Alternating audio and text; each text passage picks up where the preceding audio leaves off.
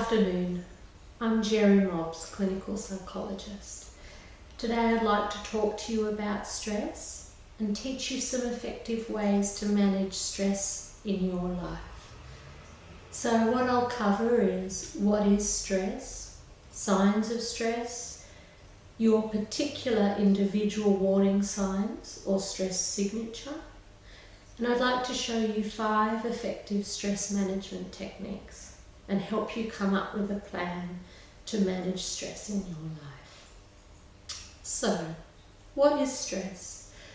Stress is usually described as a feeling of being wound up, tense, irritable, and having difficulty relaxing. One definition of stress comes from Lazarus, and it's defined as when our demands upon us, when we perceive the demands in our life as outweighing our ability to cope or outweighing our resources to cope. Now those resources may be internal resources, our problem solving, our thinking, our personality traits, or they may be external resources, time, money, other people. So when we're feeling we don't have enough internal and external resources to cope with the demands, that's when we're stressed. And then a number of reactions happen in the body. There's 3 stress chemicals or stress hormones. Adrenaline is one of those. The big one that I always get tongue-tied with, norepinephrine, and cortisol. So essentially what happens is we perceive a threat or a demand, and the brain sends messages to the body to get ready to be able to cope with this demand. And so our fight or flight system is activated in the body. And that's our adaptive, protective fear response or fear mechanism. So we've had that since day dot, and in prehistoric times, for example, the threats in our lives to stay alive and survive were a saber-toothed tiger. So we perceive the threat of here's a tiger, here's a threat to our people, our safety. So we need to get ready to fight this, or to flight, to flee, to run away.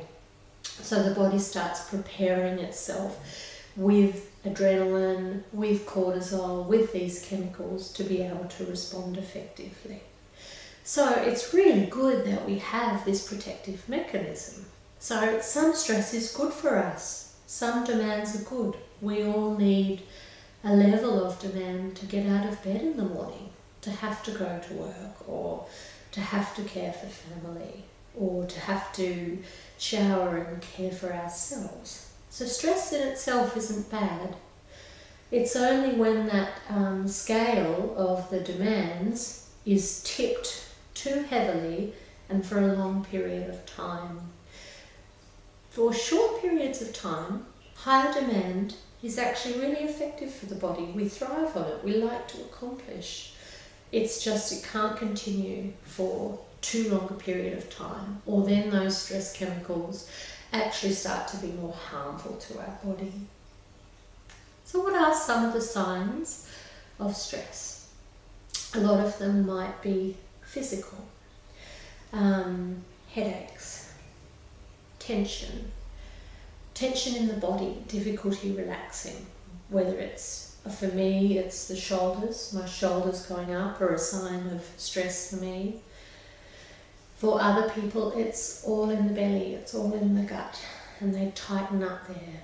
They may experience diarrhea, indigestion, gut problems. Other signs of stress can be difficulty sleeping, difficulty relaxing, and also lowered immunity. So getting sick more often, feeling really tired, sleeping more or sleeping less. And also feeling irritable too. So these are some general signs I want you to think about your particular signs when you feel stressed. How would someone else know from looking at you that you were feeling stressed? For some people it is the tension in a certain part of their body. Maybe your jaw tightens up. For others it's when you notice that you can't slow down, that you're actually running around getting faster and faster and faster, but more and more ineffective. Might be feeling overwhelmed and crying or bursting into tears. Or for others too, they may not notice so much feelings, but their behaviour. You might withdraw more. You might go silent.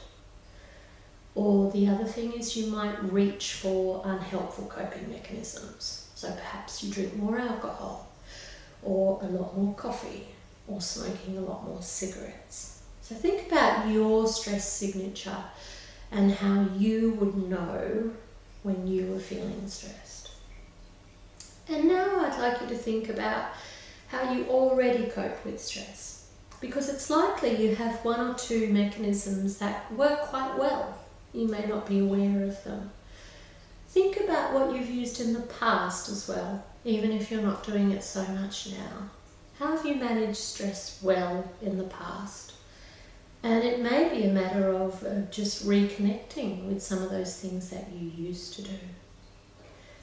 I'd like to show you 5 techniques that are very effective for managing stress. The first technique is establishing routines. So what this is about is when we're stressed, we feel very overwhelmed and we often feel we're unsure of what's coming next, things feel unpredictable, we feel out of control. So anything that we can do to help establish some routine and structure in our day is very grounding. So that may look like setting aside time to exercise, setting aside specific time to stop and wind down and have a break. It may be having a lunch break. Now, the trap that we can fall into when we're under a lot of stress is we say, well, I'll do all of those things when things settle down a bit or when things get a bit quieter. But often this time never comes. So the trick is planning and setting aside this time in your day, even now when your stress level is higher. The body generally operates best when it knows what's happening next, so generally in similar kind of rhythms. So if you're going to bed roughly at the same time every night and getting up roughly at the same time every morning, the body responds really well to that. It knows morning time, it's time to get up, time to get going, and evening time or bedtime, it's time to start to wind down now. So if you are a little bit more all over the place with your times, try and get some structure and regularity back in your day. The second powerful technique is about relationships. Spending time with people who care about you. Spending time with people you like, people that make you feel better about yourself, that uplift you, that aren't only demanding.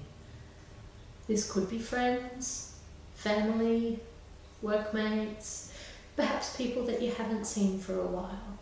And doing fun things together, doing enjoyable things together. So think about perhaps what you used to enjoy doing and maybe when the last time was that you did some of those things.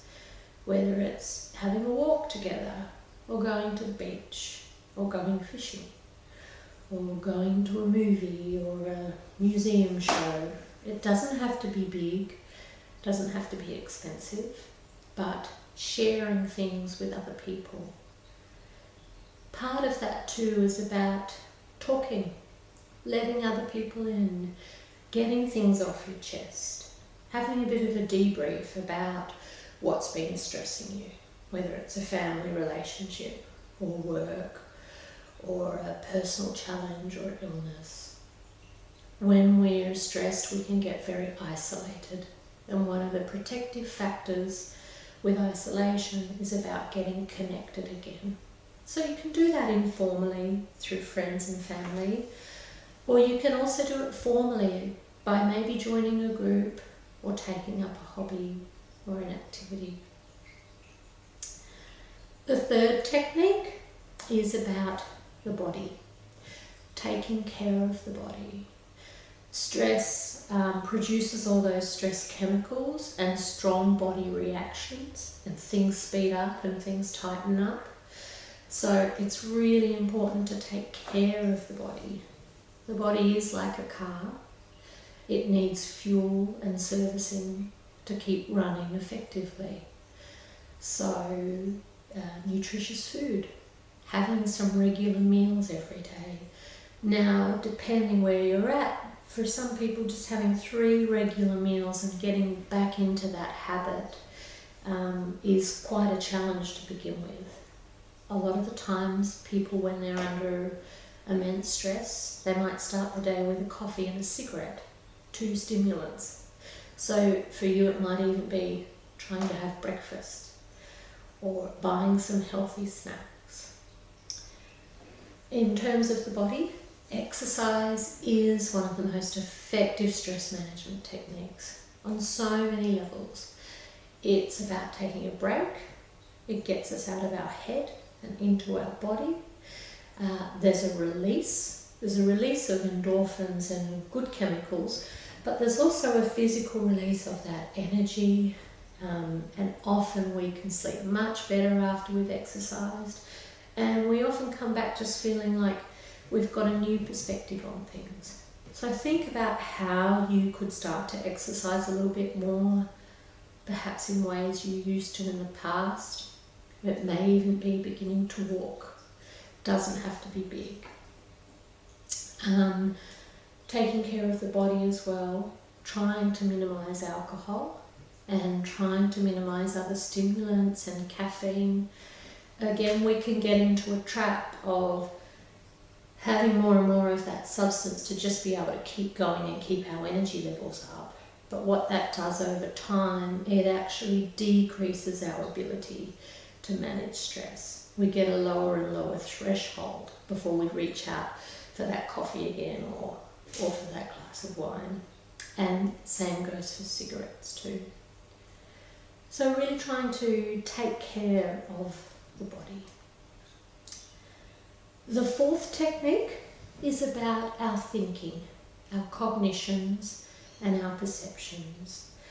Stress is largely about how we perceive those demands and how we perceive our ability to cope.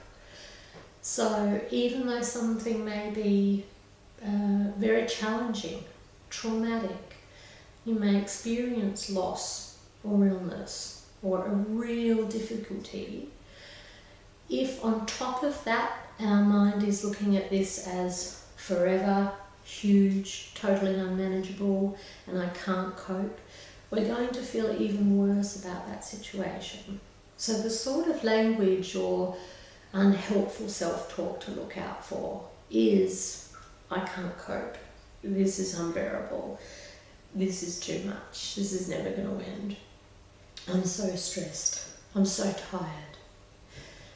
Trying to replace that with more realistic self-talk, not airy-fairy positive stuff that doesn't make any sense for you right now, but actually trying to look at the evidence that says you can cope with this situation, even though it's incredibly stressful. So what that looks like is, this is really hard right now, but I am getting through this. I don't like this, but I can cope. This won't last forever. There is light at the end of the tunnel. In fact, I'm doing really well, considering. The ability with our thinking we want to develop is what we call distress tolerance. Being able to tolerate distress. You don't like it, you don't want it, it's not fair, and you can tolerate it.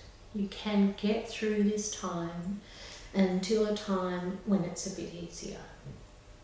Part of that process is about practicing acceptance for the things in life that we can't change.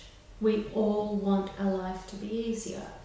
We all prefer to not have to face these big challenges, and they happen. Life happens to you. So sometimes instead of trying to fight that reality, I wish this wasn't happening, I wish this wasn't so stressful, actually trying to accept and embrace, not like it or resign, but right, this is happening right now, this is big, and how can I get through this? And what are my strengths? And possibly even how might I grow, or what am I learning from this? The fifth technique is about practicing relaxation and mindfulness. Because the body is so involved with stress and everything speeds up and tightens up, we need to learn to consciously slow down and to deliberately relax. Now there's a couple of different ways. We talk about informal relaxation, so reading a book, slowing down, having a walk, those kind of things that help us wind down. But also learning a formal relaxation technique. And there's lots of different ones out there. I do a couple of other YouTube clips with relaxation. One technique is what we call progressive muscle relaxation, where I ask you to tighten parts of the body in turn and then consciously relax them. So you start to be able to tell the difference between when your body's tight and when it's relaxed. Other techniques are using visualization. They can be quite powerful if you're experiencing illness or big unchangeable events, but visualization helps you soften into those things and accept them and be more gentle with yourself and feel more settled in yourself.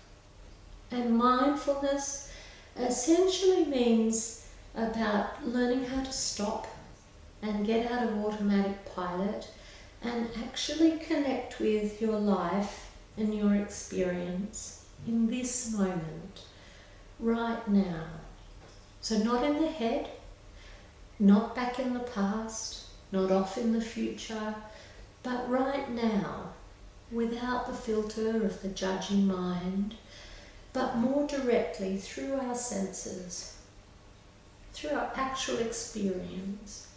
And there's a number of different ways we can practice mindfulness too.